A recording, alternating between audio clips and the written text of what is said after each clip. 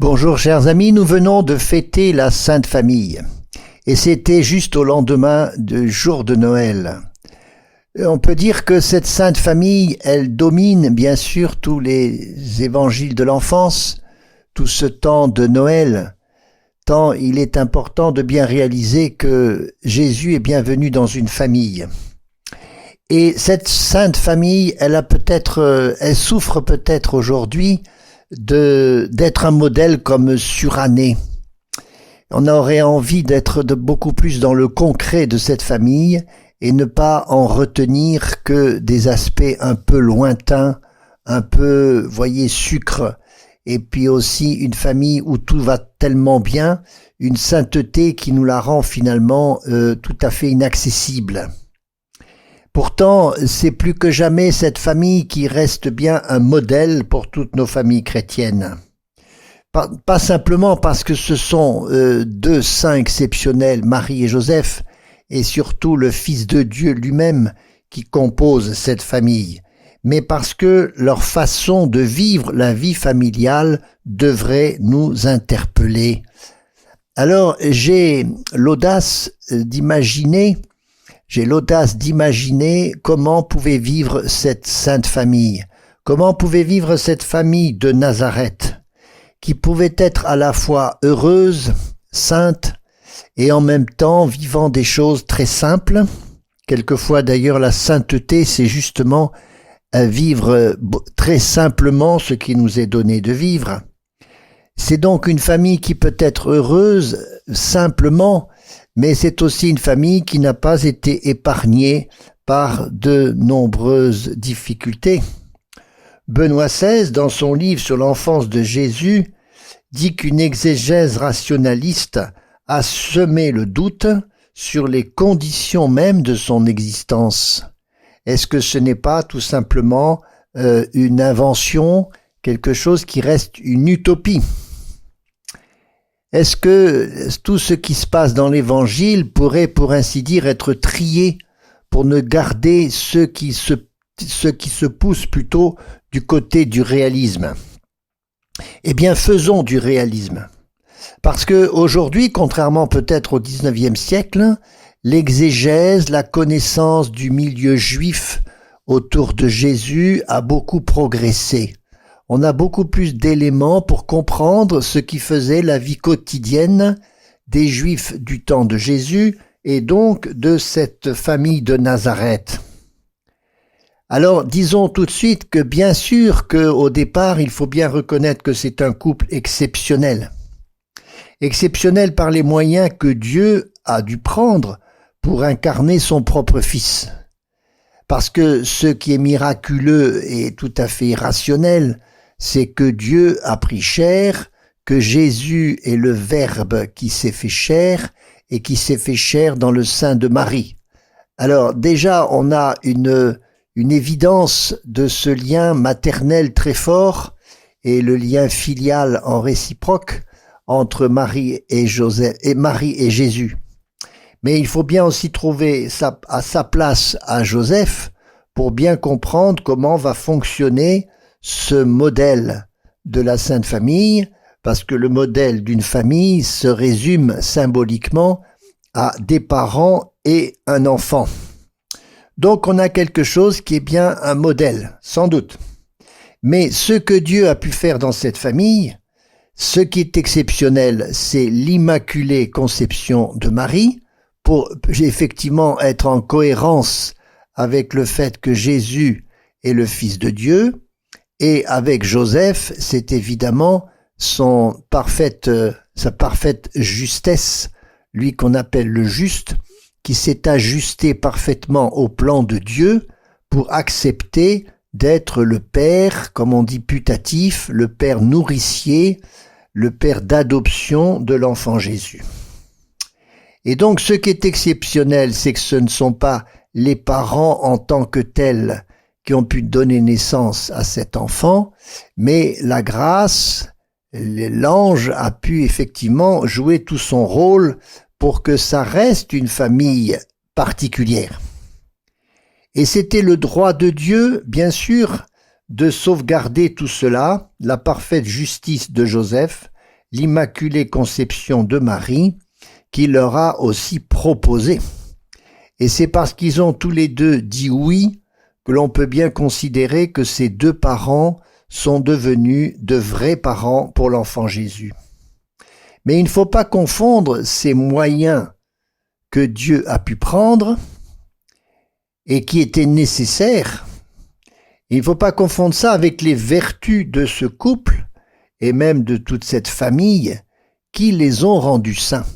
Car vous savez que la sainteté tient toujours à des vertus, c'est-à-dire des comportements, ces forces intérieures qui ont pu animer la vie de cette famille.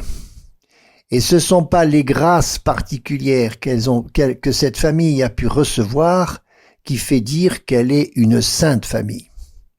Alors c'est gagné parce qu'il suffit de regarder effectivement ces vertus, la façon dont ces trois personnes de la Sainte Trinité, et voyez, trois personnes, ça évoque aussi la Trinité du ciel. On a dit que la Sainte Famille était la petite Trinité sur la terre, parce que c'est un amour qui circule entre trois personnes comme dans la Trinité. Donc, regardons maintenant chacun, Marie, Joseph et Jésus, regardons comment effectivement ils ont pu travailler à cette sainteté pour rendre leur famille sainte. Parce que moi, ça m'intéresse, parce que je crois qu'il y a aussi d'autres familles saintes, on pourra en évoquer certaines, d'autres familles saintes dans l'histoire de l'Église. La Sainte Famille n'est pas justement la seule famille sainte.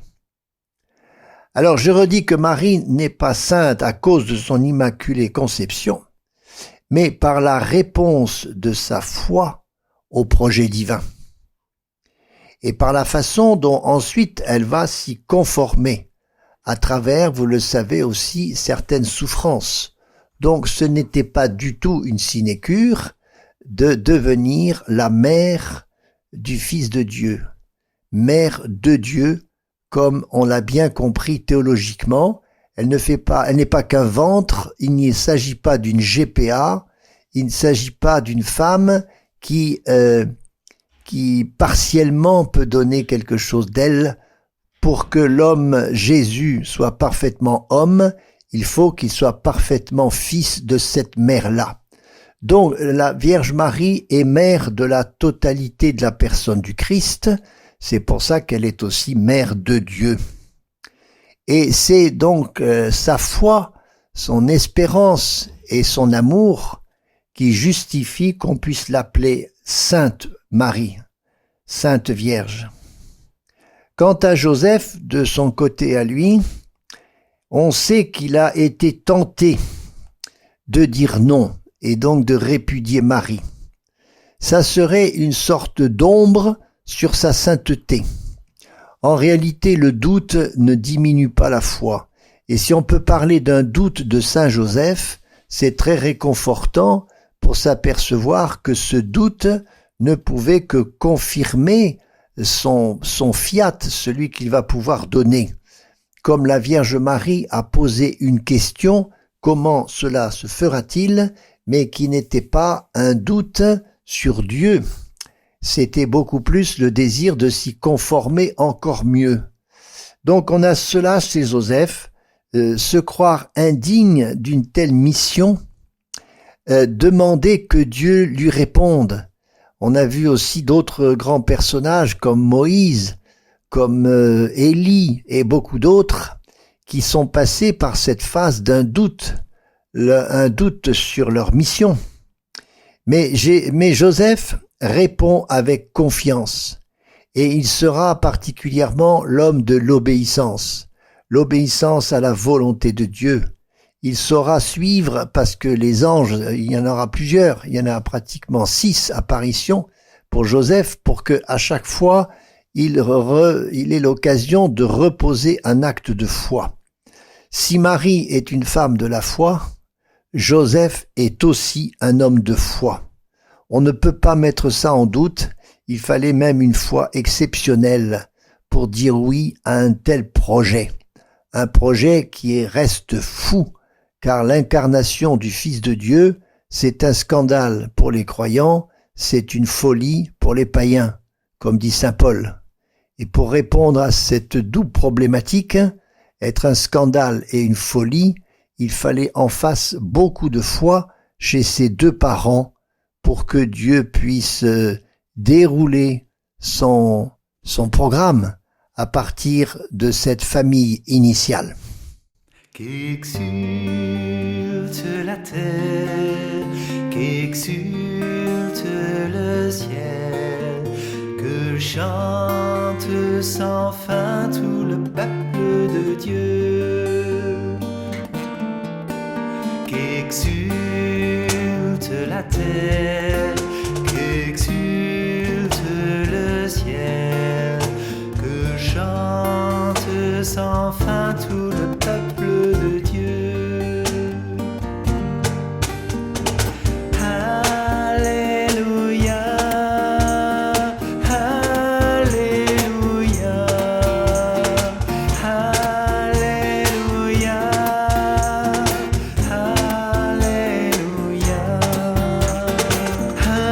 Alléluia, Alléluia,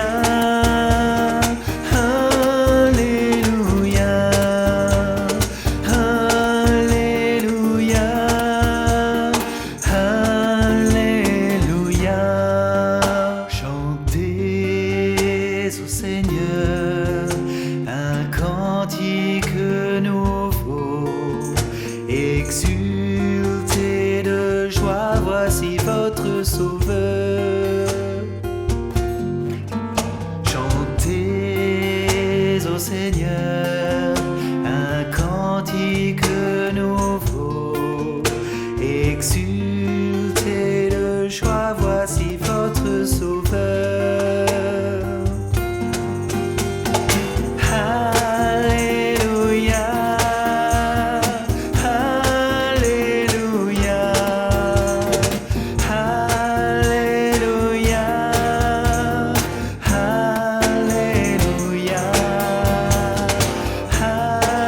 Alléluia,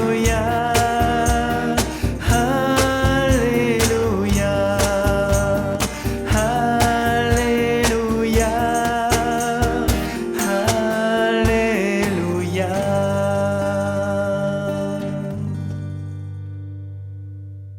Je disais donc qu'il faut sortir d'une sorte de image un peu en sucre de la Sainte Famille pour au contraire que ça provoque en nous une contemplation de ce mystère, une contemplation qui nous permet de nous provoquer à imiter les moyens que Joseph et Marie ont pu prendre en face de ce que Dieu avait donné. Ça veut dire qu'il faut essayer de réaliser ce que fut la vie à Nazareth. Et je veux bien voir qu'il y a là, dans ce vrai couple de Joseph et de Marie, des rapports véritablement conjugaux, mais dans une immense délicatesse. Car chacun fait la volonté de Dieu en se donnant à l'autre, même, on peut tout de même le concevoir, si ça n'a pas été jusqu'à des rapports sexuels. Mais moi je vois bien Joseph qui avait beaucoup de tendresse pour Marie, et bien sûr Marie qui avait une infinie tendresse aussi pour son époux. Donc c'est un véritable couple, mais qui vit la chasteté en termes de continence, alors que nous sommes, nous, amenés à vivre la chasteté aussi, pour bien correspondre l'un à l'autre. Il y a donc une amitié conjugale qui va très loin entre ces époux-là, une attention mutuelle qui fait bien dire qu'ils se sont aimés d'amour et de tendresse. Cet amour et cette tendresse entre les parents, et c'est comme ça pour nos propres familles, surtout quand elles sont assez heureuses, elles se déversent, amour et tendresse se redéversent sur l'enfant, ce qui veut dire que les rapports réciproques entre les parents ont du sens pour que l'enfant lui-même reçoive aussi beaucoup d'amour. On sait que les parents qui se séparent, ça provoque une véritable souffrance dans le cœur de l'enfant, Inversement, il y a beaucoup de bonheur dans le cœur d'un enfant à voir, à entendre ses parents qui sont dans une vraie communion.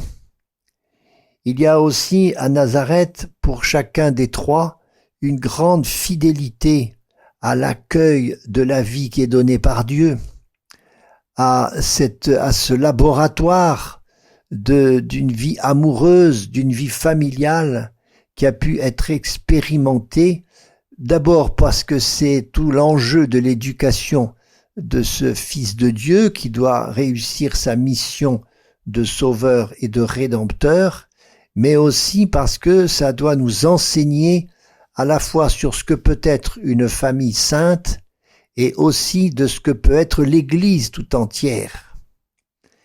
Il y a donc ce petit embryon de Jésus qui a été confié au sein de Marie, laissant Marie dans sa liberté, Joseph aussi dans sa liberté, mais il y a aussi la liberté de l'enfant. Cet enfant, on sait bien plus tard, va fuguer à Jérusalem.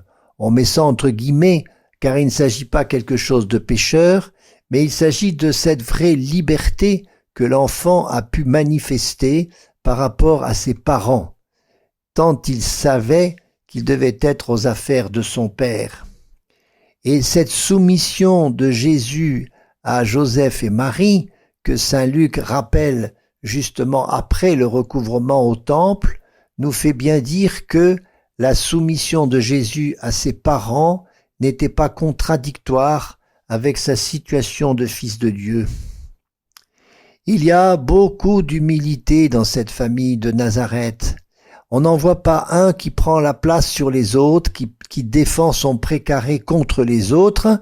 Je crois que c'est une famille qui exceptionnellement a réussi à n'avoir de confrontations qui n'ont jamais tourné à des conflits. Vous voyez, dans cette situation de stress, de difficulté, avec la fugue à Jérusalem, on voit bien que Joseph et Marie ont fait cause commune. Marie dit à Jésus en le retrouvant « Ton père et moi ». Elle remet bien une très bonne hiérarchie entre elle et son mari, et en même temps, elle le récupère, je dirais, l'enfant, en le remettant devant sa vraie liberté. L'humilité de Joseph dans son travail, qui sera aussi celle de Jésus, surtout qu'ils sont dans un village où on ne saura pas, et même jusqu'à la fin, la qualité exacte de cet enfant. Pourtant, c'est sûr qu'il a pu déjà commencer l'évangile au sein de ce village de Nazareth. Enfin, on peut imaginer aussi comment cette famille était dans une prière régulière. C'était toute la vie journalière, comme dans les belles familles juives assez pieuses. La prière prenait sa place plusieurs fois par jour, au moment du repas, au moment du lever. Et on le sait aussi, cette synagogue, il y en avait une à Nazareth, c'est ce que nous dit l'Évangile, cette synagogue qui était le lieu où la famille retrouvait aussi tout le village pour une vie de prière. Et Jésus grand va rentrer dans cette synagogue et on sait qu'il va prendre aussi toute sa place, celle qu'il va ensuite développer au long des routes. Donc, on ne peut pas dire que la Sainte Famille est un idéal inatteignable et hors du commun.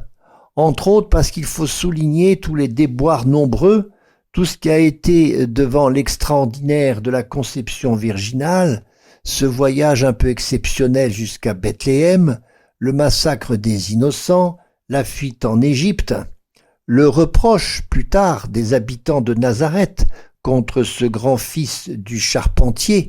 On ne va pas du tout comprendre sa première prédication. Tout cela veut dire que la Sainte Famille a aussi vécu des événements difficiles, voire douloureux, et tout ça pour signer le réalisme de leur vie très incarnée. Et dans ce sens, cette Sainte Famille ressemble parfaitement aux nôtres, quant à ses épreuves, mais aussi ses espérances. Voilà, donc Joseph et Marie sont passés aussi par ce creuset de la souffrance, comme Jésus bien sûr, qui vit d'abord cette première souffrance dans l'abaissement de son incarnation, mais aussi l'obéissance à ses proches, le rejet des siens, sans doute de ses camarades de Nazareth, et puis ensuite plus tard de ses amis, les apôtres. C'est aussi tout le doute de son peuple que cette sainte famille va pouvoir vivre, tant jusqu'au bout et jusqu'à la croix, il ne restera rien de cette famille. Et je dirais, pour conclure, que le fruit de cette famille, où se trouve-t-il? Quelle était la finalité de cette famille, puisqu'elle n'a rien laissé? Il n'y a pas de patrimoine, il n'y a rien du tout, il n'y a même pas de descendance. Ça me fait penser à la famille Martin, où il y a plein de filles qui sont au couvent, il n'y a aucune descendance.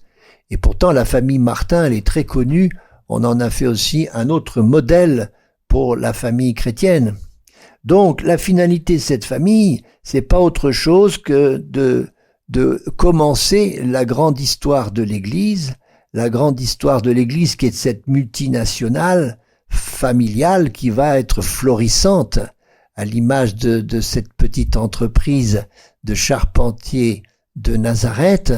Il y a ce décalque, il fait comprendre que maintenant il va falloir édifier une humanité nouvelle. La charpente de cette humanité nouvelle, ce sera l'Église.